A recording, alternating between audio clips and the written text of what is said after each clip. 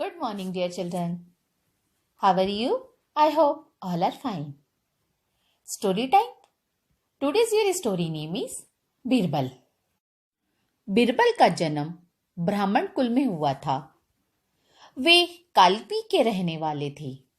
वे बहुत बुद्धिमान व हाजिर जवाब थे. उनके पास हर बात का उत्तर था.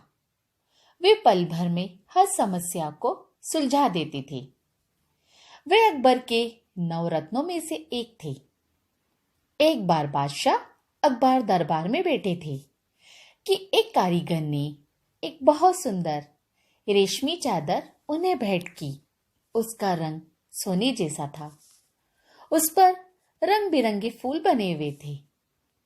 उसे पाकर बादशाह बहुत प्रसन्न हुए और उसे वहीं पर खोलकर देखा. ध्यान से देखने पर बादशाह को लगा कि यह चादर शरीर से जरा सी छोटी है. तब उन्हें एक बात सूझी. उन्होंने वहीं दरबार में अपना सोने का पलंग मंगवा लिया और कारीगर से बोले, देखो भाई, मैं इस पलंग पर लेटता हूं, चादर मेरे ऊपर ओढ़ा दो. जब अकबर लेट गए तो कारीगर ने उन्हें चादर उड़ाई, परंतु बादशाह के पांव खुले रह गए. पांव ढके तो फिर सिर खुल गया. बादशाह ने कारीगर से कहा, अरे तुम छोड़ो, तुम तो केवल एक शिल्पी हो. इस दरबार में बड़े बड़े विद्वान बैठे हुए हैं, उन्हें ही यह काम करने दो. आओ भाई, यह चादर इस तरह मेरे ऊपर डाल दो कि मेरे शरीर का कोई अंग खुला न रहे. एक दरबारी आगे आया. उसने प्रयत्न किया मगर परिणाम वैसा ही. सिर ढके तो पांव खुले, पांव ढके तो सिर पर चादर नहीं. बादशाह ने गुस्से से कहा, यह काम तुम्हारे बस का नहीं लगता. हटो यहां से, किसी दूसरे को आने दो. दूसरा दरबारी आया, फिर तीसरा, फिर चौथा. यह सब बीरबल से बहुत जला करते थे और हमेशा कोशिश किया करते थे कि बादशाह के सामने उसे नीचा दिखा दे. और आज जब दरबार में बीरबल मौजूद ही नहीं था तो उनके लिए सुनहरा अवसर था.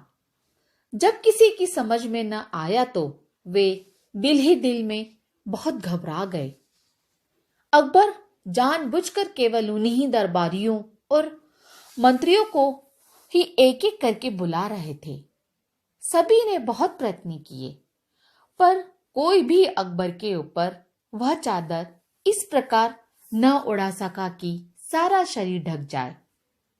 बादशाह उठकर बैठ गए और बोले, मैं तो समझता था कि तुम सभी बहुत अक्लमंद हो, परंतु तुम तो कुछ भी नहीं जानते, यह छोटा सा काम भी नहीं कर सके. एक मंत्री ने डरते डरते कहा, हुजूर, यह चादर ही छोटी है, हम क्या करें. बादशाह ने आदेश दिया, बीरबल को बुलाओ. बीरबल को बुलाया गया. जब बीरबल आया तो बादशाह ने उससे कहा, बीरबल, यह सारे दरबारी कह रहे हैं कि हम जो तुमसे सबसे ज्यादा प्यार करते हैं वह तुम्हारे गुणों के कारण नहीं बल्कि तुम्हारी हास्य विनोद की बातें सुनकर करते हैं. आज इन्हें दिखा दो कि तुम में क्या विशेषता है. यह चादर हमें उपहार में मिली है. हम चाहते हैं कि इससे हमारा सारा शरीर ढक जाए, मगर ढकता नहीं. बीरबल ने चादर हाथ में लेकर देखी. वह तो सचमुच छोटी थी. फिर बादशाह की तरफ देखते हुए कहा, बादशाह, सलामत, आप जो चाहते हैं वही हो जाएगा. बादशाह उसकी तरफ देखकर आहिस्ता से मुस्कुराए. फिर कहने लगे, बीरबल, हम इस पलंग पर लेटते हैं, तुम इस तरह हमें उड़ा दो कि शरीर का कोई अंग खुला न रहे।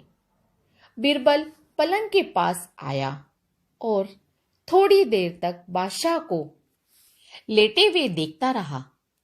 फिर आहिस्ता से कहने लगा, हुजूर, यह तो कोई मुश्किल काम नहीं, परंतु आप कृपया करके ठीक तरह से तो लेटिए। अकबर ने पूछा, किस तरह? बीरबल ने कहा, जैसे बच्चा सोता है, घुटने छाती के साथ लगाकर, पेट समेटकर। बादशाह वैसे ही लेट गए। बीरबल ने चादर उनके ऊपर ओढ़ा दी। सारा शरीर ढक गया, पांव भी, सिर भी। फिर हंसते हुए कहा, हुजूर, जितनी चादर हो उतने ही पांव फैलाने चाहिए। अकबर ने बीरबल की तरफ देखकर कहा, कितनी अक्लमंदी की बात कही है तुमने। बीरबल, जितनी चादर हो उतने ही पैर फैलाओ। इस तरह बीरबल अकबर के दरबार में नित नए करिश्मे दिखाया करते थे।